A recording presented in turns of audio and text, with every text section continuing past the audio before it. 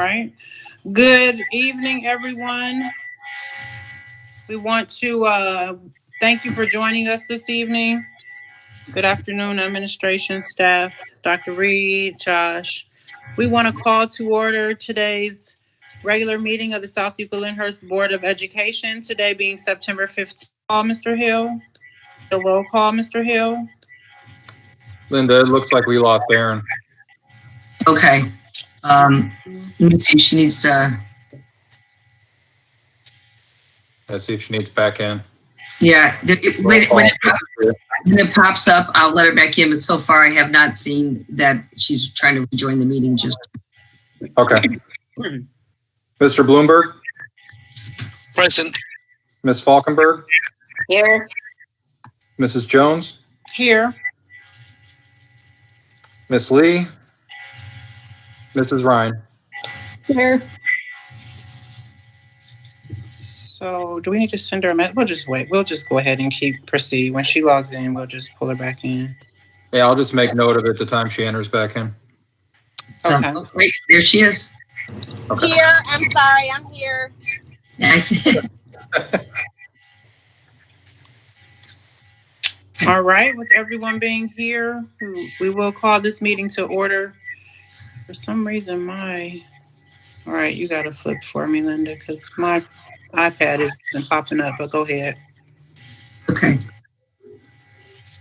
So everybody sees we've got the call. Oh, we did the call to order, and we're going to do. Okay, I can see you.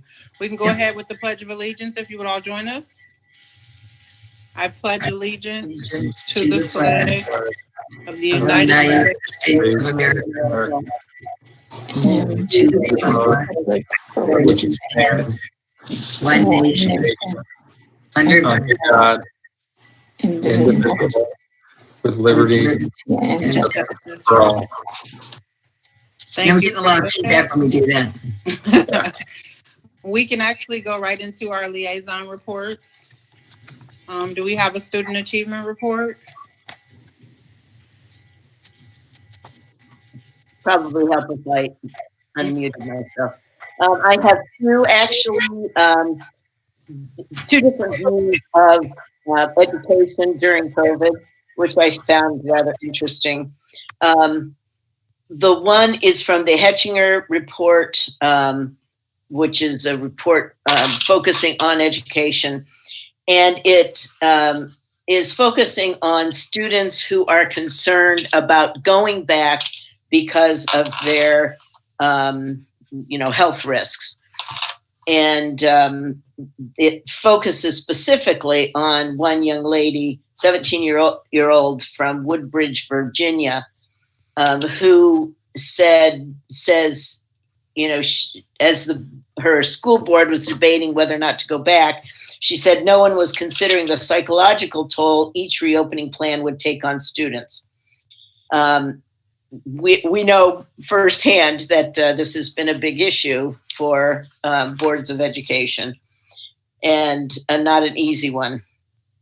Students from around the country, Virginia, Kentucky, and Arizona to Washington and California, are making their voices heard by arming themselves with data, testifying before school boards, and petitioning local and state lawmakers. And again, I don't want to take a lot of time, but they are concerned about 10 principles for reopening. A few of them listening to students. And one of the things, just an aside, I was so moved and encouraged by, in both of these articles, by students who were making their voices heard in school boards and in decisions surrounding education. It's nice to see that, that leadership and integrity. So listening to students, closing the digital divide, which is something we've discussed, addressing basic needs, moving away from a one-size-fit-all instruction and evaluation, and creating an inclusive curriculum. So there, I could go on, and I'm not going to, but they were very adamant, several of these students, about school boards and parents and community members taking into consideration their emotional and physical needs. The second article is from the AP, and that is focusing on students who are trying to learn online while helping their children, their siblings learn, trying to keep a job, having computer issues. So this is an 18-year-old named Kara Apuzzo, was trying to follow an online class as her little brother, she was holding her little brother in her arms as he squirmed and slept. And other times she was rushing to get ready for work at Target as soon as her virtual lessons wrapped up. She's had computer issues. She had wanted to go to school right after college, right after graduation, but now she's reconsidering. She said, I don't know where I want to go with my life. I feel so behind when it comes to what college kids actually do. Educational disruptions, according to this AP press release, educational disruptions forced by the pandemic are hurting teenagers at a time when many families are also struggling with layoffs and childcare for young kids. Some teams have to share computers with siblings or sign into classes in crowded households or from their cars. Others have been laid off from after-school jobs that help provide for their families or work extra hours in essential industries, leaving less time for school. According to Nick Methern, Vice President of K-12 Partnerships for Achieving the Dream, a nonprofit helping students through community colleges, they are at home being their own teachers. So this, and again, it's a lengthy article. I don't want to go into it all, but it shows the two different extremes that students are dealing with. And there's obviously no easy answer, but it is good. It was good for me to see that students themselves are speaking out and trying to help make the best decision for themselves and their peers. Thank you for that, Catherine. That's interesting you brought that up, because that was some of the things we talked about when we were talking about the restructuring plan and how we're looking at safety, but that whole other emotional piece as well with the kids and what they need and what they desire. So thank you for bringing that up. Mr. Bloomberg, have a legislative report. Hello, everybody. Nothing overly exciting. However, a lot of the various bills that were signed or introduced, both Senate bills and House bills, were all tied to COVID-19.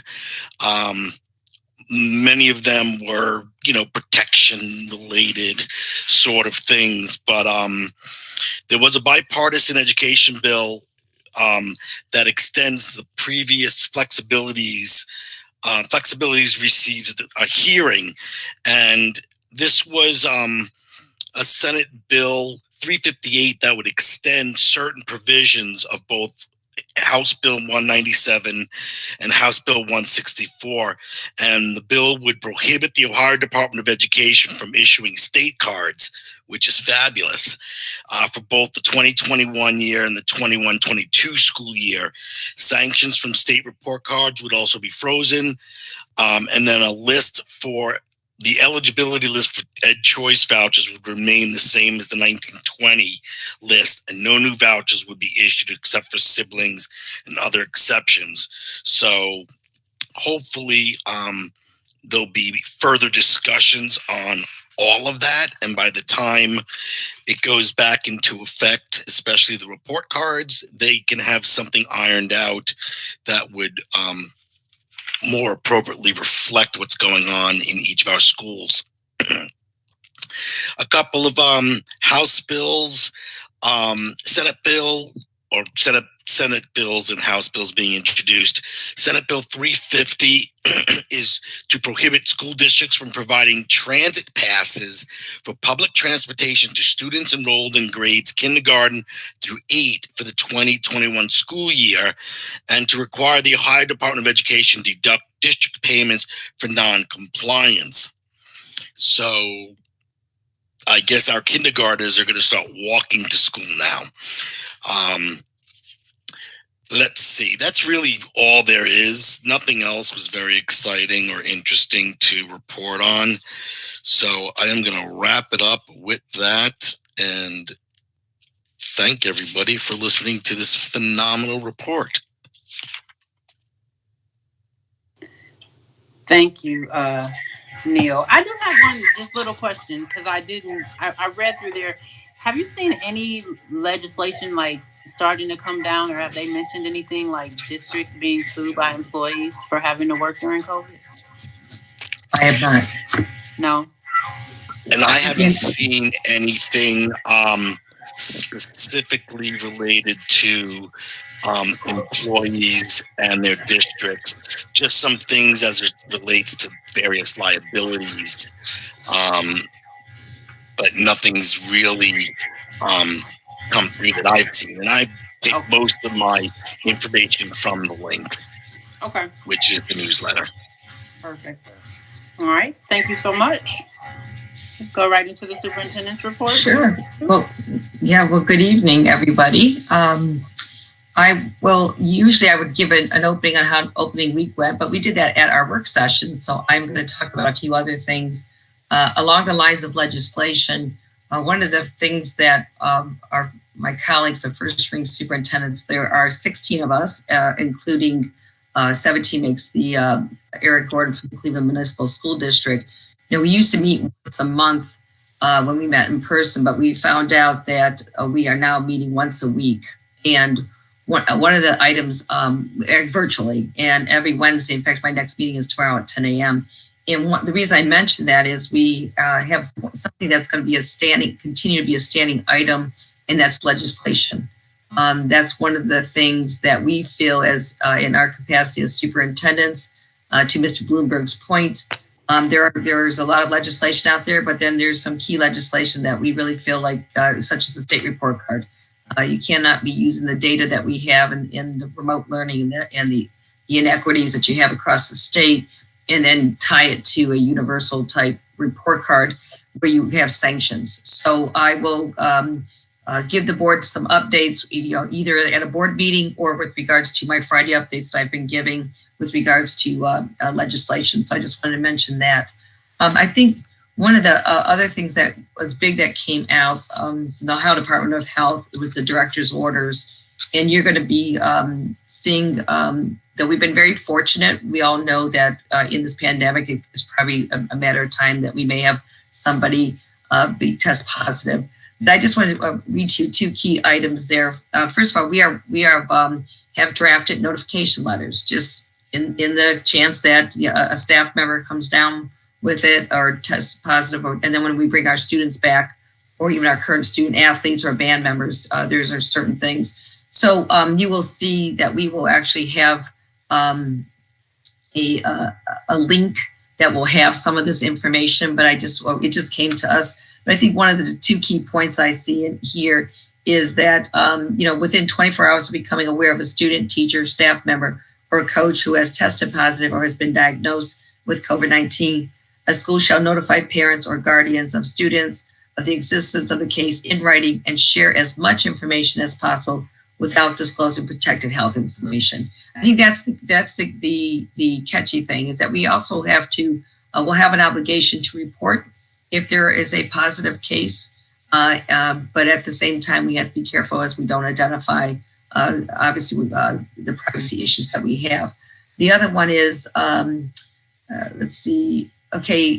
parents or guardians of students and school staff who have been diagnosed with COVID-19, whether by a laboratory test or through clinical examination, are encouraged to notify their school no later than 24 hours after receiving a confirmed diagnosis. So you can also see we're dependent on that responsibility. So again, we don't have students back right now, but if so, I know there's districts that have students that have been diagnosed, and within 24 hours, we are ask parents to notify the appropriate folks to be able to do that. So again, I'm not going to go through all the director's orders, but there have been orders that are mandating, which we would have did anyways.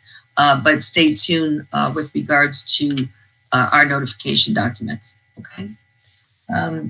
The next thing that's on a lot of folks' minds is, Cuyahoga County has entered or just completed its 4th week of orange. If you recall, all through the summer, we were 5 weeks straight, 5 to 6 weeks straight in red, which is a lot more diagnosed cases. So with it's trending in the right direction. I know there's several neighboring school districts that are coming off the remote and going into a phase in student. I just want to, this is no decisions made on that. I just know that's on a lot of people's mind. I've actually gotten a lot of emails from parents with regards to that. I let them know, just like anything else, this is a process. I think it's important. We just completed our 1st week of remote teaching and learning. And I think that's something that is new to not just the teachers, but students have to also understand how remote learning works. I think this is going to be that kind of year that at any given time, we can come back to school, but if we have a spike after the holidays and we have to go back to remote learning, we need both our teachers and we need our students the opportunity to really get some remote learning under their belt before we keep flipping things on them.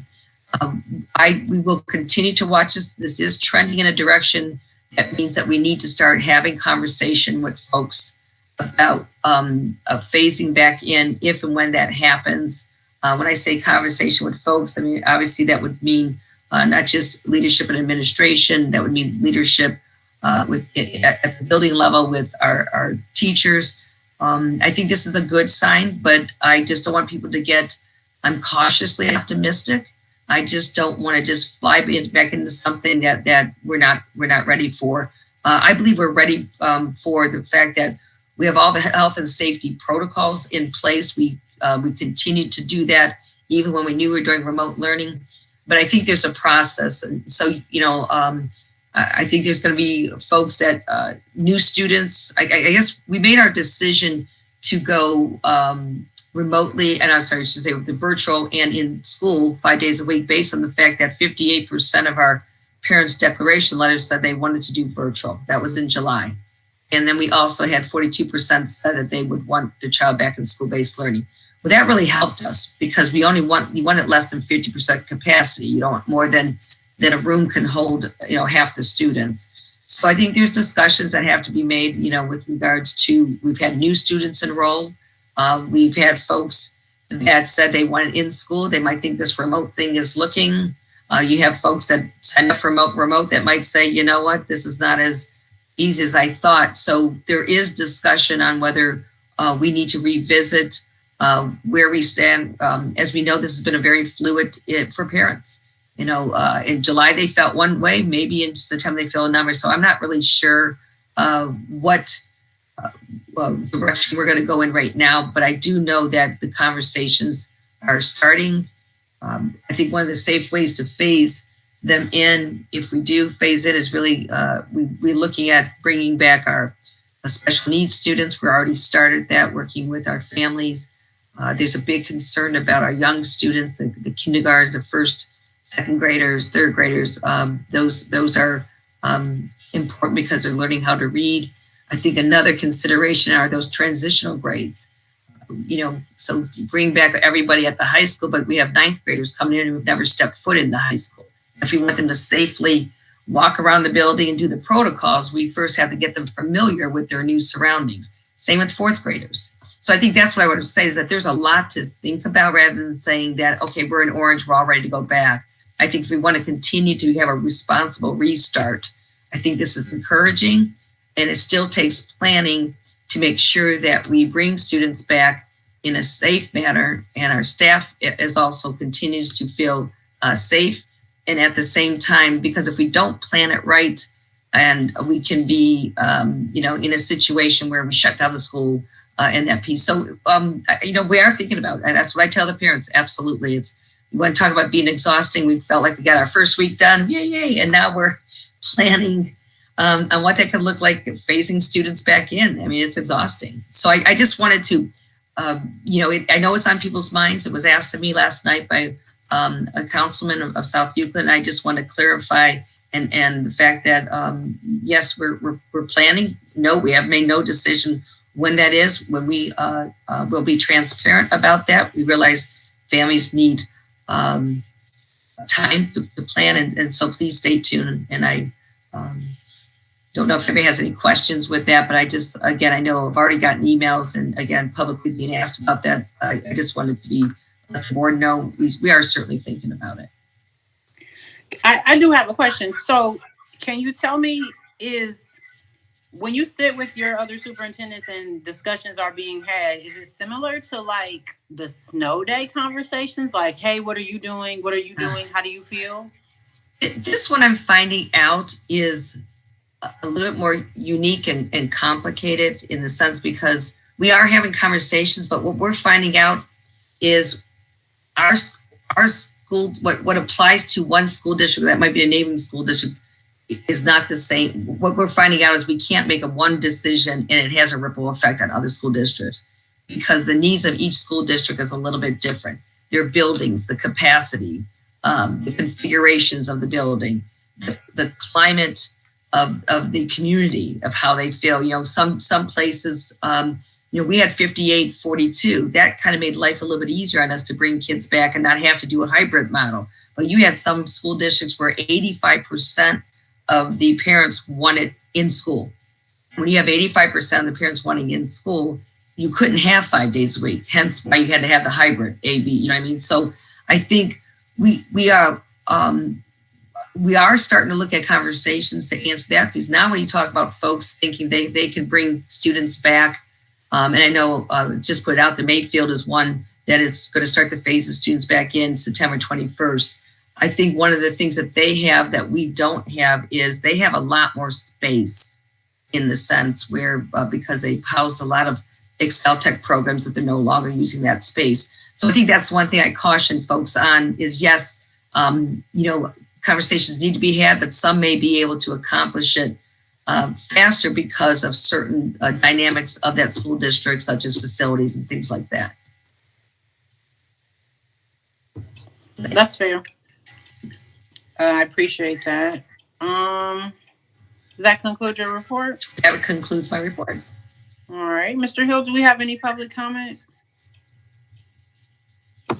No, we don't. Okay. I didn't see any either. Hearing none, we can go right into item 3.1. The minutes of the regular meeting of August 25th, 2020 and the special meeting of September 8th, 2020 will be approved as recorded or corrected. Furthermore, the reading of these minutes will be waived. May we get a motion to approve item 3.1? So moved. Second. Any questions or comments? All right, hearing none, we can go right in. I'm sorry, did somebody say something? Sorry. No. We can go right into the treasurer's report. Oh, we need to vote. Oh, sorry, go ahead. Hearing no questions, may we get a roll call, Mr. Hill? Ms. Falkenberg? Aye. Mr. Bloomberg? Aye. Mrs. Jones? Aye. Ms. Lee? Aye. Mrs. Ryan? Aye. All right, now we can go into the treasurer's report. Good evening. Recommend for approval item 4.1, financial reports month end August 2020. Item 4.2, bank reconciliation for month end August 2020. Item 4.3, the investment earnings for month end August 2020. Item 4.4, donations. We have one donation.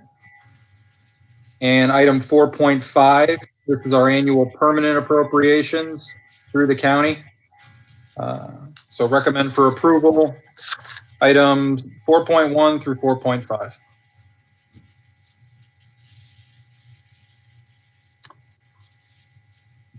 You're muted, Cassandra. May we get a motion to approve item 4.1 through 4.5? So moved. Second. Any questions or comments? I just wanted to say thank you. I know I shot out an email thanking True Value for that donation. I was delayed on catching up with some of the reports on the website, so I took some time last night kind of looking through those. So I just want to say thank you. I didn't realize that was a multi-school state initiative, so that was pretty cool to have some of those items donated by Mr. Wheelo. And then, Josh, refresh my memory. Are we still in the middle of the audit? Yeah, they've got everything that they could initially. So now they're not physically at school right now. They're kind of putting everything together. They said they'd be back probably in the beginning of October. We're kind of in the holding pattern right now because they're waiting for the other audit to finish up so they can use it for the main audit. Okay. If that makes sense. No, that makes a lot of sense. I was just kind of watching the dates because usually we'll see it start popping up shortly. They started really, really early this year, so we're actually in a very good place considering timing. Okay. The only other two comments I would have is investment earnings. Surprisingly, and I'll get a better report on this, but we're doing fairly well considering interest rates have basically plummeted. Thankfully, in like May, June timeframe, I have my commercial paper investment license. So I was able to get in with a few commercial paper investments, and it's kept our rate of return relatively similar to where it was prior to all the interest rates crashing. So we've been able to maintain that balance interest rate wise, thankfully. And then the other thing is, the permanent appropriations, this is our standard one through the county. This is where we submitted at the end of the fiscal year for this year. Those are your initials. And this is just in like end of September, typically everybody submits their permanent appropriations. It's almost more of a realistic look at it when you're doing it at the tail end of the previous year. Those are really officially estimates. This is where we currently stand. Okay. All right. That explains that. Any further questions or comments? May we get a motion to approve? No, may we get a roll call? Ms. Lee? Aye. Mr. Bloomberg? I think you said Bloomberg. Aye. I did. Sorry. Ms. Falkenberg? Aye. Mrs. Jones? Aye. Mrs. Ryan? Aye. Thank you so much. Item 5, superintendent's items, 5.1. Under 5.1, recommend, first of all, before we go into some of the items, you're going to see probably a little bit more memorandums of understanding than you would normally see here. Due to COVID, there's been a number of different adjustments. So anytime you might make an adjustment to a collective bargaining agreement or something that's unique to a situation such as now with COVID, you're going to see some. So I just wanted to present a few this evening. The first one under 5.1, recommending to the Board of Education to approve the memorandum of understanding with the Board of Education and CELTA addressing the payment of supplemental coaching contracts. A little background behind this is, again, we don't know what COVID, you approve of the supplemental contracts for the fall, and we just never know whether, a season could be finished. Some seasons are longer than others. And so again, how does payment take place with regard to something that is a very fluid process? And so this memorandum of understanding does outline what would happen if you make it to X day or Y day and the amount of payment. And I think that is all under 5.1. May we get a motion to approve item 5.1? So moved. I'll second. Neil and Catherine. Any questions or comments? And Dr. Reed, if you get that over to me, I promise I'll sign it timely. Okay. I know, things are a little bit more challenging. Sounds good. Right. Maybe get a roll call. Mr. Bloomberg, Aye. Ms. Falkenberg, Aye. Mrs. Jones, Aye. Ms. Lee, Aye. Mrs. Ryan. Aye. Go right into that next one. Yep, under 6.1, we have just a few items here. I recommend to the Board of Education to approve the following certified staff personnel items. And again, what you're seeing here is the resident educator mentoring program. So I think if we approve these, I don't know necessarily that all folks will actually have to use them. I'm not sure, because it depends on what year. Well, it depends on what year the person that they're mentoring in.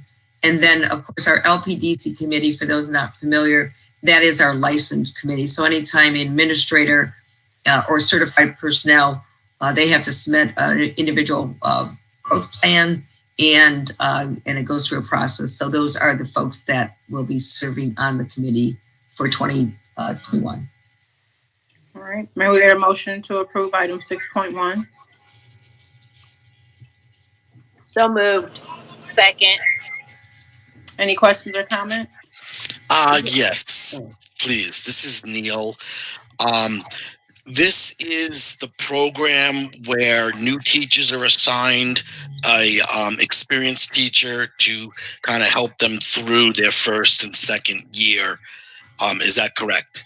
Yeah, that's correct. I think it's actually up to 4 years. I think 3 to 4 years. It used to be 1 or 2 years, and several years back, they made it a lot more intense. So that's why I corrected myself when I'm looking at this, because I'm thinking we didn't hire that many new teachers, but what it doesn't mean is it doesn't account for the fact that people might be in their 3rd year or their 4th year and still have to go through this program. Okay. And I'm just curious, how are the mentors or the facilitators, how are they identified? I think what we try to do is I look at these names. You really two things that makes an ideal mentor is really somebody that's, if it's an elementary teacher, somebody that has an elementary background, and typically somebody that is in that building, because again, being able to be connected with them. If it's a high school teacher and it's in math, obviously it's not so much the grade level, but the content. So you want to match up somebody that is a math teacher to a math teacher. And again, we're lucky here. We only have one high school. I mean, this sometimes, so what you try to do is match either the grade level or grade band, number 1, or the content area. And then number 3 is really, there's nothing like having that mentor in the building. Sometimes it works out, and then sometimes it doesn't. But I know that's part of the criteria that they've used in the past here. All right. One more question, and then I'll yield over to Catherine. So is there a formal rubric or monitoring to make sure that the mentor or facilitator, whoever, is actually doing what is expected of them with the new teachers? Mr. Miller, I'm not sure. I'm going to try to answer that question because I don't directly work with this, and I will. Mr. Miller, I don't know if you work with the Registered Educator Program. I know, is that something that you can specifically answer? And then I know on the new teacher side what they have to do. I'm not sure about the mentor. Sure. Yep. That's exactly what this is. It's actually a very extensive, not necessarily a rubric, but really a set of requirements that each mentor, facilitator, and the new teacher need to complete each year. There's 4 different years of this. So the new teacher is involved in 4 years of this. So there are specific tasks that they have to complete, tasks and exams that they have to complete. They have to document the mentors and facilitators need to document every time they meet with their mentees and so on and so forth. So Mr. Bloomberg, I could always send you over what those requirements and what those things look like. It's real easy to send that. If you'd like to see that, just let me know.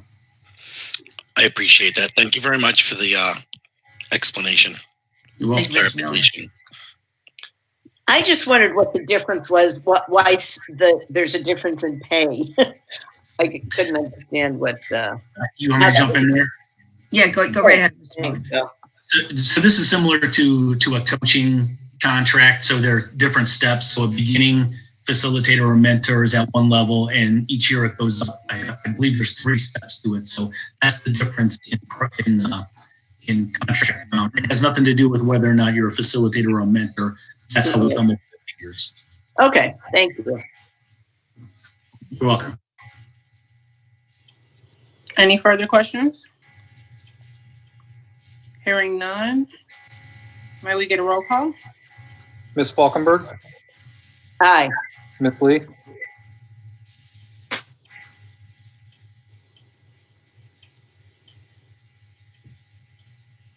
Ms. Lee, Did you hear my aye? I'm sorry. I clicked mute real quick back. Aye. Mr. Bloomberg, Aye. Can you not? Mrs. Jones, I'm gonna have to get out this. Aye.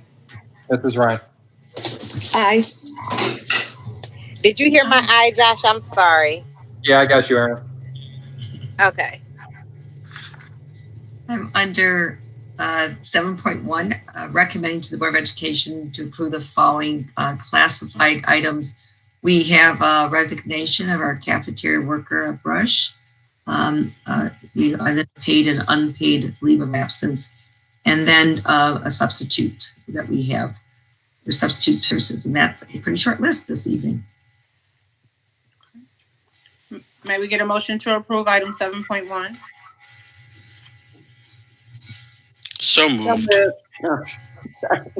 I'll second. Any questions or comments? Hearing none, may we get a roll call? Mr. Bloomberg, Aye. Ms. Falkenberg, Aye. Mrs. Jones, Aye. Ms. Lee, Aye. Mrs. Ryan. Aye. Under 8.1, recommending the following supplemental contracts for, it looks like our junior high volleyball program. And we always do put our unpaid volunteers here. And these are folks that on a regular basis, that's not really defined, but on a regular basis may come work with our students one way or another. And we usually get them, make sure that they're fingerprinted and go through a process. And we just, they are unpaid. We just like to memorialize that in our agenda. May we get a motion to approve item 8.1? So moved. Second. Any questions or comments? Hearing none, may we get a roll call? Ms. Lee, Aye. Ms. Falkenberg, Aye. Mr. Bloomberg, Aye. Mrs. Jones, Aye. Mrs. Ryan. Aye. Moving to the business items under 9.0, the first one, 9.1, excuse me.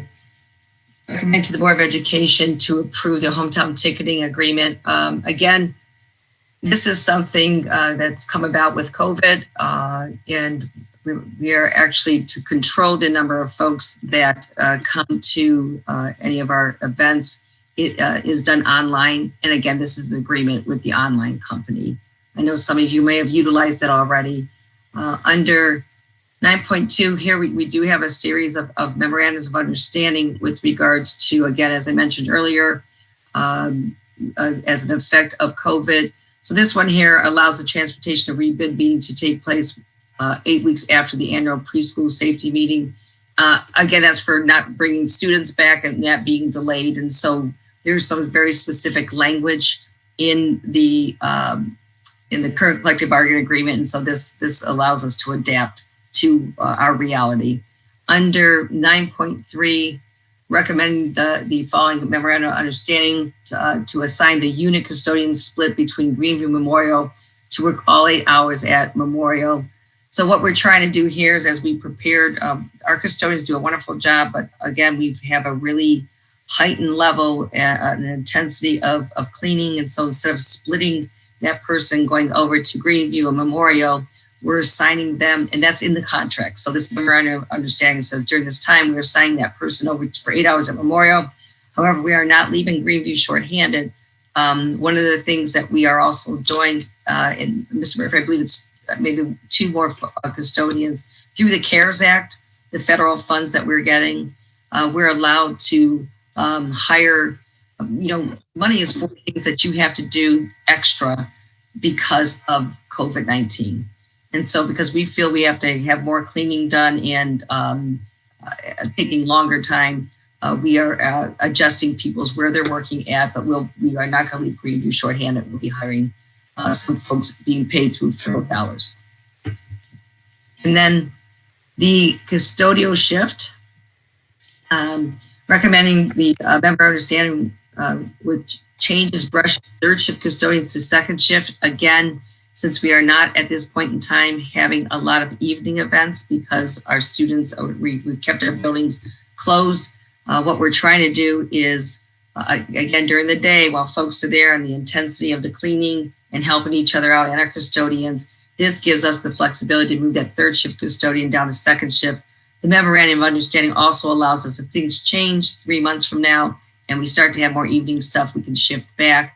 And I just need to tell you that the both of our OPCs, 110 and 207, has been extremely flexible and cooperative, and they're very appreciative of the board's consideration with employment. And so these are, again, come about because of our needs with regard to COVID.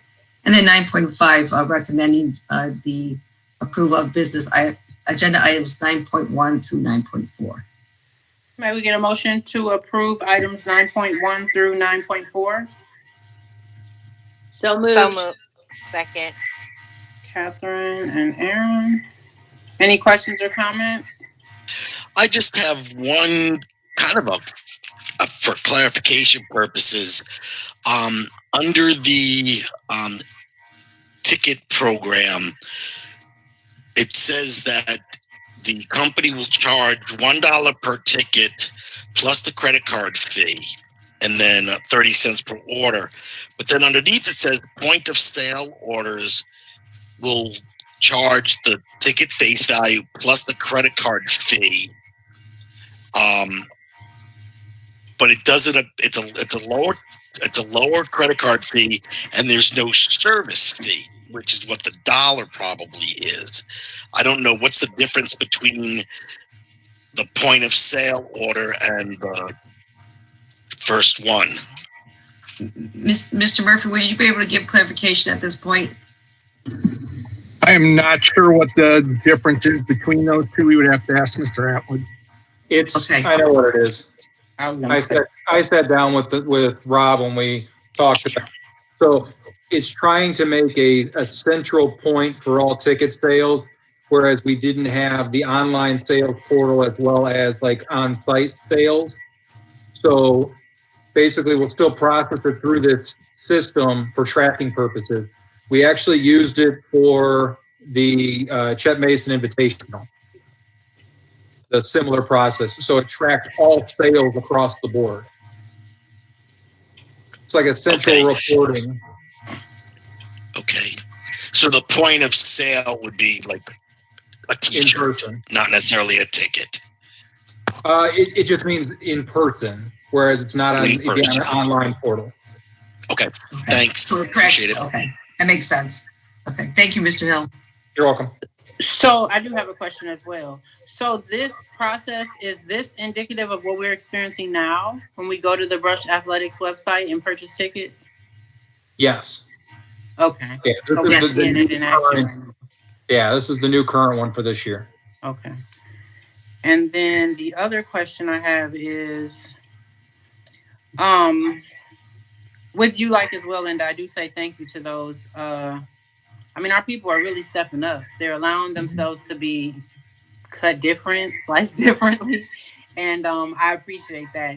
And I know we talked about this before. So when they go to their regular assignments, we don't need a new MOU because they're going back to their original contracts, correct? That would be correct. Okay. I just want to make sure that was along the same lines of CELTA as well. Yeah, that'd be correct. Any other questions or comments? Hearing none, may we get a roll call? Ms. Falkenberg, Aye. Ms. Lee, Aye. Mr. Bloomberg, Aye. Mrs. Jones, Aye. Mrs. Ryan. Aye.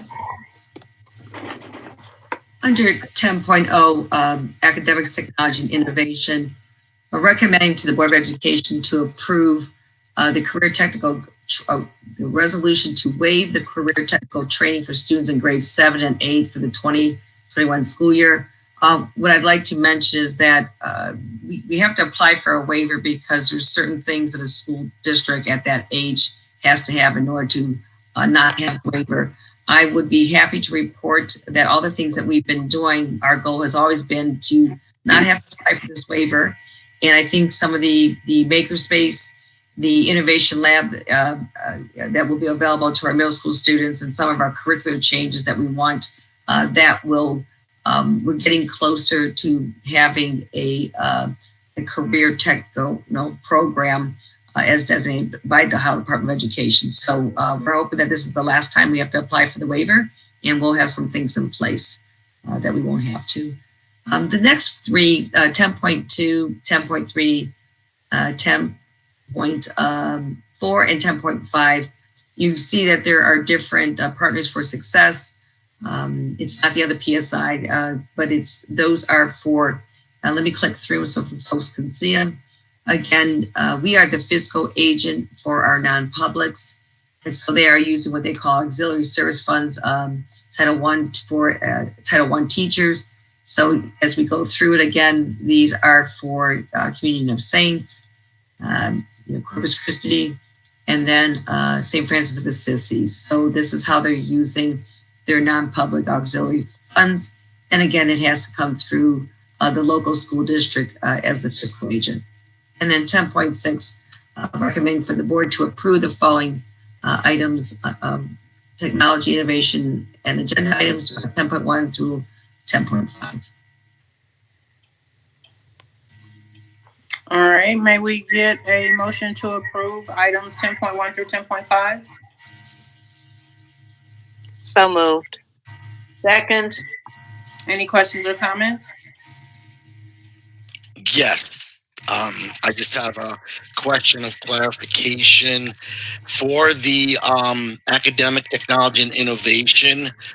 What are the services that are being provided by with this agreement with Mandel Jewish Day School? So if it's with Title I, I am going, not that I have directly dealt with this, but if it's for a Title I, usually I'm going to assume the Title I funds are used for intervention, small group, instruction. And so as you can see, where there actually have students that would be identified that would need extra help, Title I is providing those, some people call it tutoring services but they have to be small group. And small group means that working with students 7 or less. My take on this is that they probably have some students that need additional instruction or response instruction with an intervention, and they're utilize these dollars to be able to hire somebody or pay somebody to do that. Perfect. Thank you. I appreciate it. Is that I just want to kind of go into what Neil said. Is that what the details are inside of the funded services? That what the service agreement lists? Is that the question he was asking? I'm sorry. I'm just trying to see if that was in this. Yeah, so when I'm looking at it now, I don't know if you guys can see what I'm seeing. They have checked off money for instructional services, which is what I thought. Okay. So there's really, when it comes to Title I and using federal dollars, there's like a very, you can use them for one of X amount of things. And so they do have to indicate, they may now be using it for instructional services, but I just went into that one and they've checked off that they're going to use this money for instructional services. All right. So I just wasn't sure if he was able to open it up. I wasn't sure. Were you able to open that up, Neil? Yes, I just wasn't sure what instructional services actually represented. Right, and because of the small amount of money, and that's usually when I look at that, Mr. Bloomberg, I'm pretty much thinking it's, again, working with small groups of students with regard to provide, when they say instructional services, and most likely intervention type services. And that's not being special ed students. It's really not usually, you know what I mean? It's usually students that are struggling academically. Yeah, they're all PSI. So these are the PSI agreements for each one of those schools. And that's why you see on each one, some of them list out that it could be auxiliary paying for, it could be Title I. And I think one of them even has that it could be Idea B as well. Depending on, like Linda said, there's small pots of money for each one of them, and the service across the board, they could be chunked out using the different pots. All right. So basically the same thing that we utilize our Title I for funds for and all of that, correct? Similar. Okay. May we get a motion to approve items 10.1 through 10.5? Roll call. May we get a roll call, Mr. Hill? Ms. Lee? Aye. Ms. Falkenberg? Aye. Mr. Bloomberg? Aye. Mrs. Jones? Aye. Mrs. Ryan? Aye. Hush, I was up at 5 a.m. sending emails. Okay, I'm tired.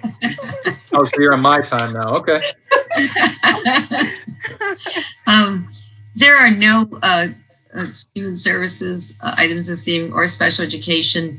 However, before we get into the Board of Education items, I just want to make a few comments about the board policies. As you can see, there's quite a few. I just want to show you this.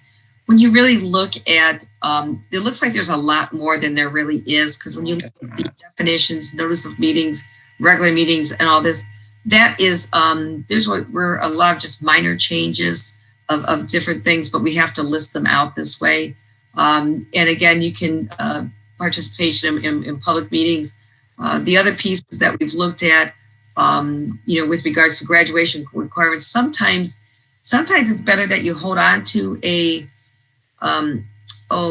everything's always changing. And sometimes when we get word that we get a policy, but we get word that Ohio Department of Education is thinking about some other changes, it's almost better rather than putting it in front of the board and adopting that than going right around 2 months again and re-adopting it. So sometimes we do get word that it's, we're waiting on some things.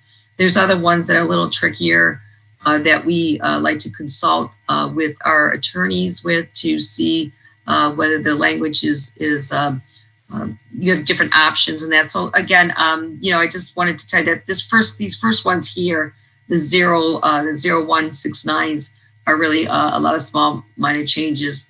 And then, of course, last month, these were, again, for those maybe listening for the first time, and I know the board knows this, but revisions. We do revisions based on changes in legislation. A lot of times, it's you have to change because the laws change. And so we need to keep our policies up to date.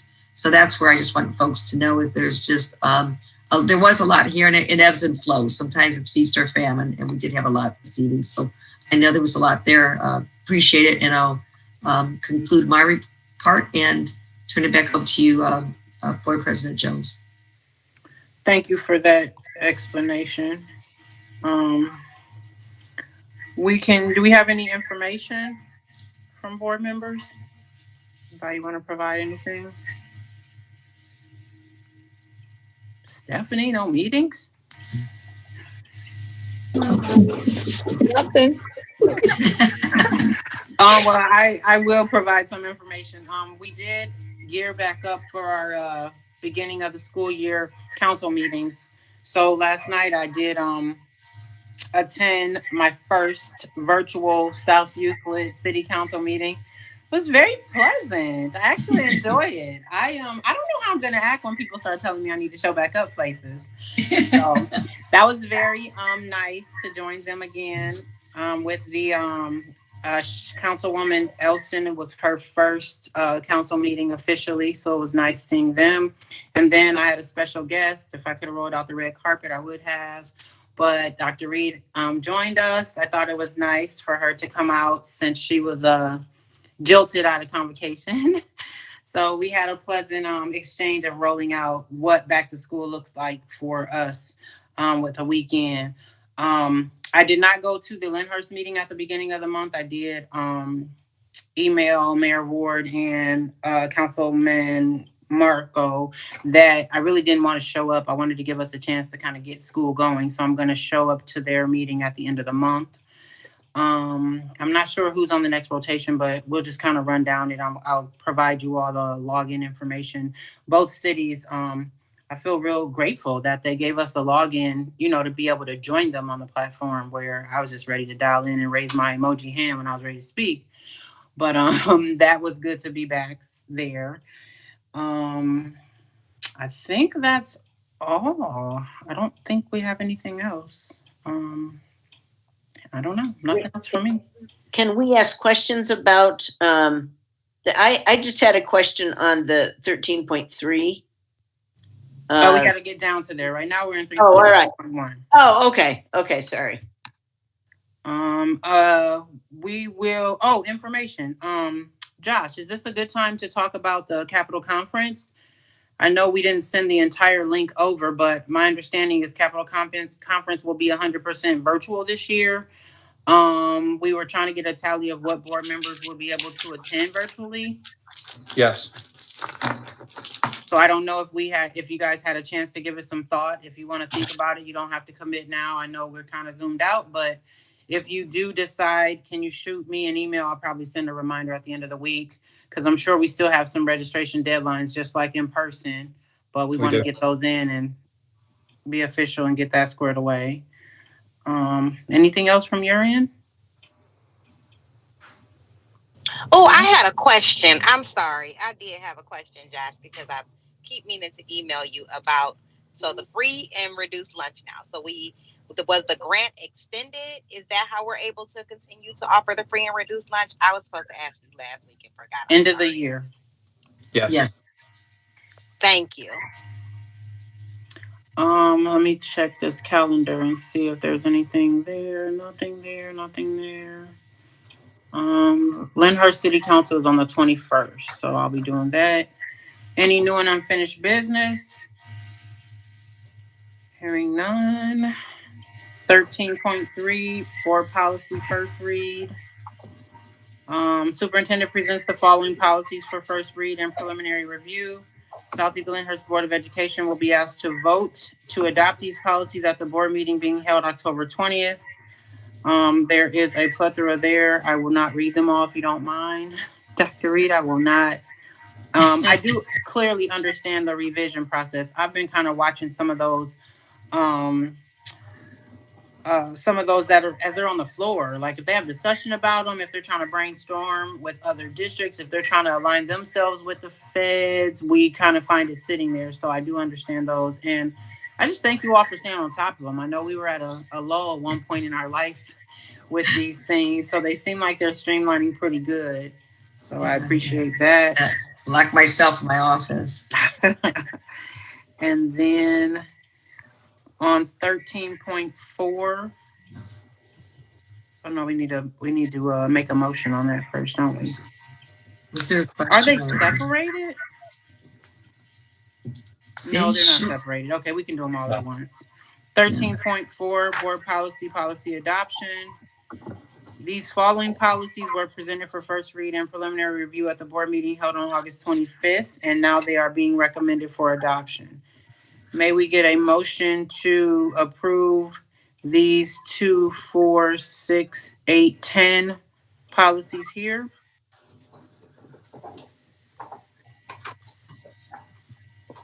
So moved. Second. Any questions or comments about those?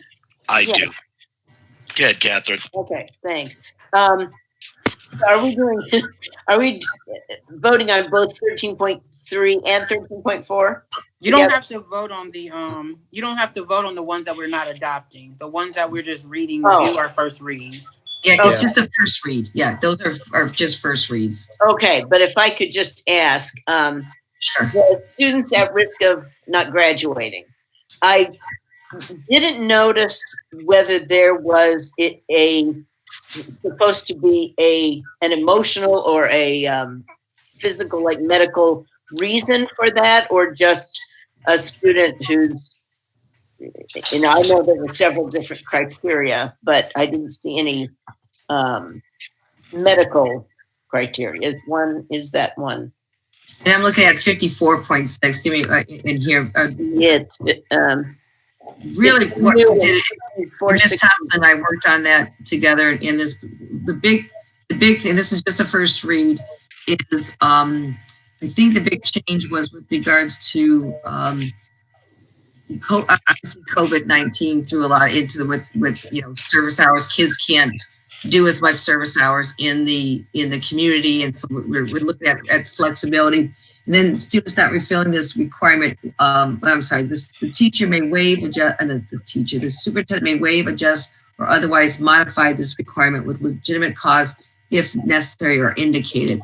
And I think that's what Catherine is referring to, the fact that there may be some specific cases where there's hardship. Is that your question that may be able to take into consideration? Maybe I'm not.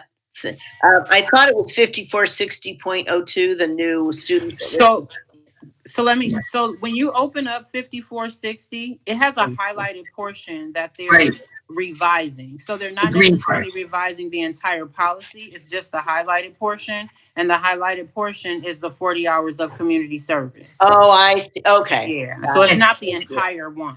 Yeah.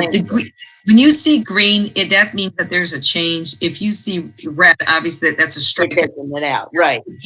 The strikeout would either be not just necessary because we struck it out, is because the law says that no longer applies to this policy. Right. Okay. You might change it and strike it out. So thanks for the clarification, Ms. Jones. Perfect. Any other questions or comments? Yeah, this is Neil. This is regarding the policy. What is it? Student fees, fines, and charges. Are we under? Can you tell me which section you're under? Is it 13.3 or 13.4? I just want to keep it flowing for the people who aren't here. 13.4. It's one that we're voting on. I guess it would be 61. Policy 6152. Yep, I see it. Now, when I open it up, can you guys see it when I'm opening this up? Yes. So when you open it, the May is highlighted and the Children's Nutrition Act of 1966. Okay. So those are the two parts that are highlighted, which are revised. Okay. So just a couple of points for consideration. It says the board will not charge a fee to a student who is eligible for a free lunch under the National School Lunch Act, yada, yada, yada. And it says school fees include but are not limited to the following. And the second, the second bullet, number 2, charges for field trips made during school hours or made after school hours. What about fees for band camp? Because band is an actual class. Students are graded on it. So just throwing that out as it relates to the policy. And also, where is it?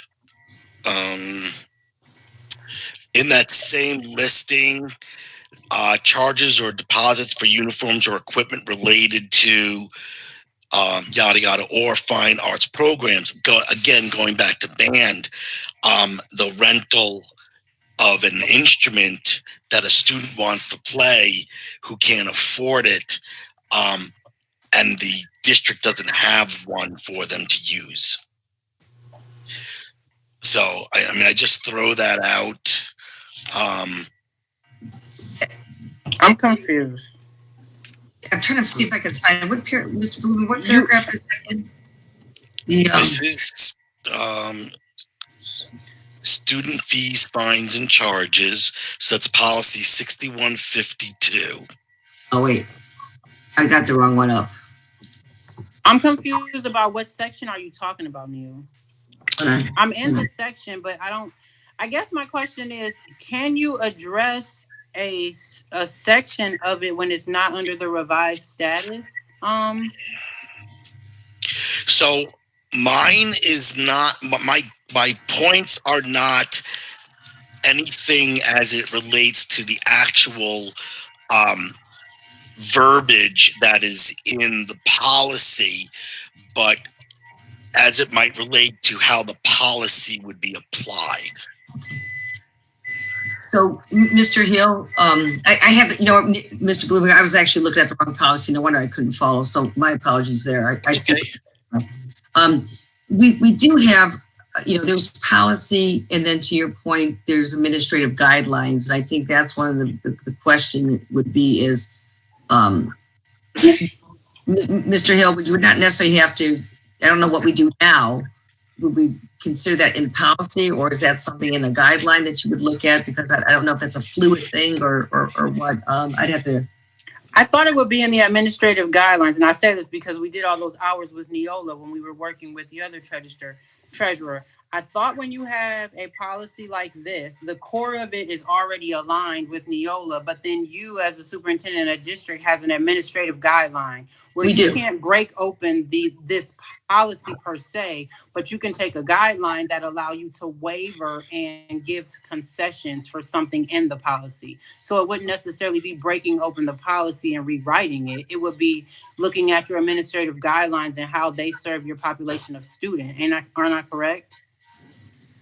The policy is a bare minimum. Yes. It's basic, and you can go up and beyond that. Right. And again, administrative guideline can open. I'm not disputing the actual policy. I am just bringing up a point as it relates to how the policy would be applied to a particular situation, and that is banned.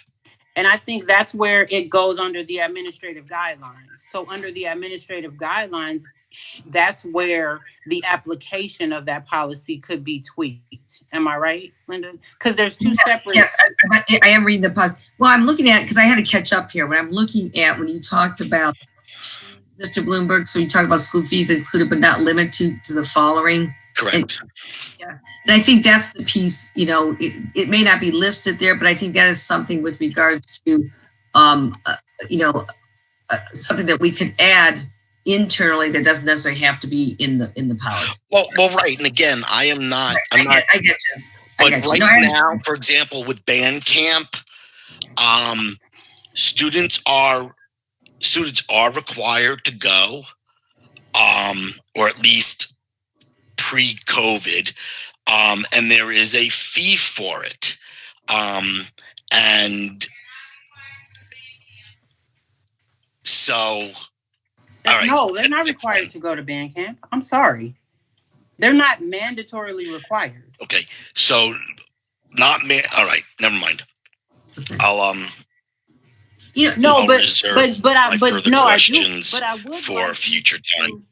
But I would like you to either get with Linda or get with Josh, because if you look at the administrative guidelines, then you'll be able to see the difference in where the policy is like the concrete, but the administrative guidelines you can tweak according to how you need your district to operate. I don't know if that link still works with the Neola and the administrative guidelines, but it's you know what I could do, Mr. Bloomberg? You know what I could do with it? Let me pull this back down here. No, I totally get what you're saying. I don't have the. You're absolutely correct. That could be for a discussion. We could do at a work session, and I'll pull up those guidelines and be prepared to look at our policy and our guidelines and actually how, like you said, how we're implementing it. Because it might take just tweaking the administrative guidelines. Because remember, this policy is a policy that is in our policies, but it's with every other school district because they come out of Neola. But then under your administrative guidelines, we can put in the things that's correct. That's more tailored to what the school district wants, how they want to Mr. Bloomberg's point, how they want to implement that policy. Exactly. Right. Okay. Yeah. We can get that together. Okay, appreciate it. Any further questions or comments? Oops, sorry. Nope. Did I hear Catherine? Or was that you, Neil? Was that you? I have no more questions. Oh, Thank I you. thought you said no. So All what, right. what I'm on right now, so just because I know there's a lot there, and I just want to be for everybody to be clear. I'm on 13.4, and those are the ones that are being asked to be adopted. The other ones that we were looking at is just for a first read, and I realize there's a lot, so I just wanted to get back to here. Yes. So right now we'll take a roll call on the motion and the second for the adopted policies. Ms. Lee, Aye. Mr. Bloomberg, Aye. Ms. Falkenberg, Aye. Mrs. Jones, Aye. Mrs. Ryan. Aye. And then the last item in that section is item 13.5. This was kind of new this year. I happened to go through that email. This is the South Eagle Lyndhurst Board of Education appoints the following delegate and alternate to the 2020 OSBA annual business meeting. Usually, I don't think we've ever appointed a delegate. I think we kind of just have let it fall by the wayside. But when I was reading through some of that OSBA material this month, considering the dynamics that districts are going through financially and the federal government and the layers of funding with the COVID crisis, I thought it would be a good opportunity to get a delegate from our district assigned to that annual business meeting.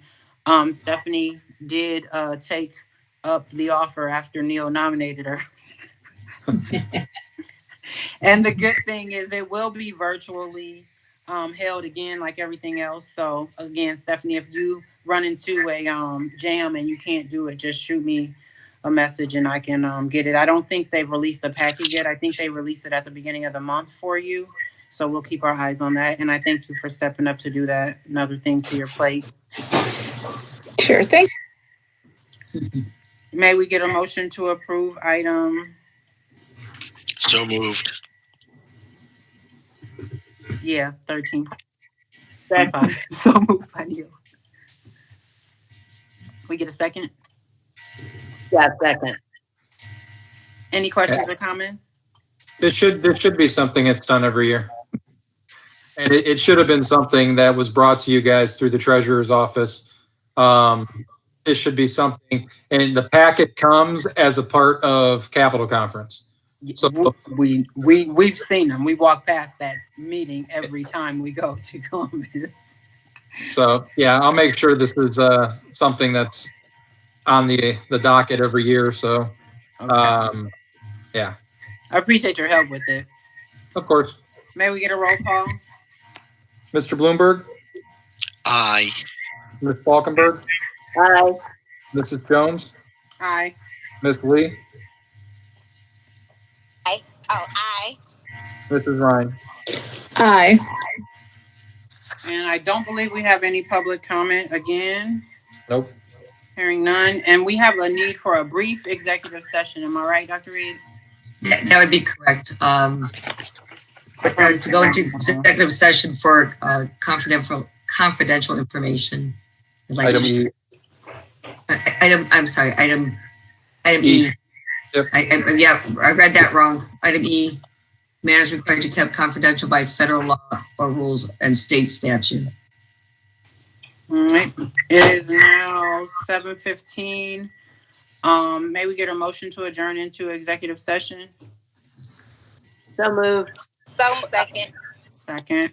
And for those of you that are joining us, thank you. We will be leaving the live broadcast going in. We don't have a waiting room, but we will not be reconvening back into any other board meeting. We will just be reconvening to adjourn, correct? That'd be correct. Correct. All So right. I will stop streaming and All in favor? Aye. Aye. Aye.